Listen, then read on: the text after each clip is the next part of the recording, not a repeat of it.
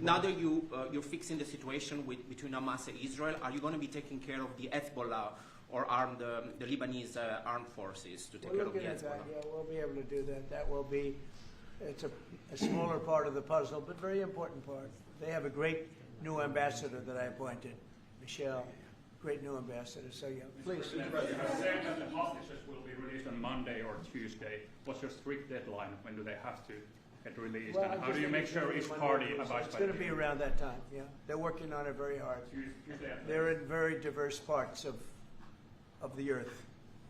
Okay, they're very, very diverse. Actually, it's I think they're going to come through. I'd be surprised if they didn't. I think it'll happen. Mr. President. Thank you, sir. The 19th point of the 20-point plan said that in the future there could be conditions in which the Palestinians might eventually get a state. Under what conditions do you think the Palestinians Well, we'll look at it at the time. We're going to see how it all goes. And, there's a point at which we may do something that would be a little bit different and may be very positive for everybody. But we'll be looking at that at the time. Mr. President. And I think we'll get to that. I think we'll get to that period, too. Yeah, please. Mr. President. Yeah, please. Glasses. Thank you. Mr. President, the United States has previously said that that Europe would have to take more responsibility for its own security.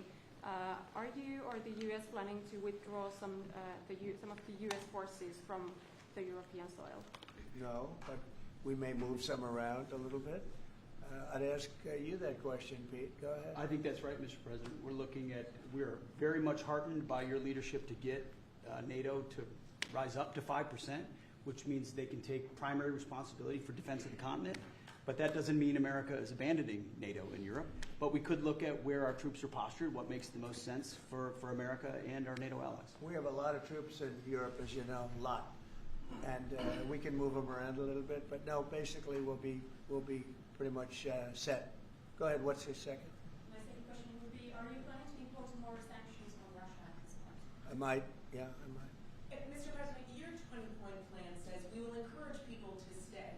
Can you confirm that as Gaza is rebuilt, that no one will be forced to leave?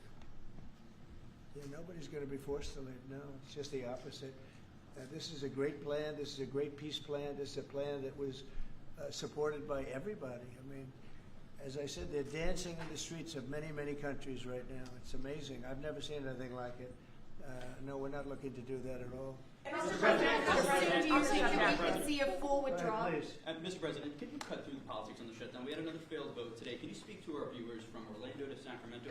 What's your message to some of these families tonight facing missed paychecks, potential layoffs, and missed benefits due to the shutdown? Yeah, I blame the Democrats. They ought to call their local Democrat representative, whether it's a senator or a congressman, and it's their fault. I mean, they admit it's their fault. They campaigned on the fact that they'd never shut down the country, but they want to shut it down. And, we have the greatest economy. We're the hottest country in the world right now. I think you'd admit that. The hottest country. We went from a dead country a year ago to the hottest country in the world. So I think they probably don't like that. But we're doing great. I mean, we're doing great. I would say my message is call your local representative, congressman or senator, and tell them to get on the ball. The Democrats have caused this problem. Can I ask one more?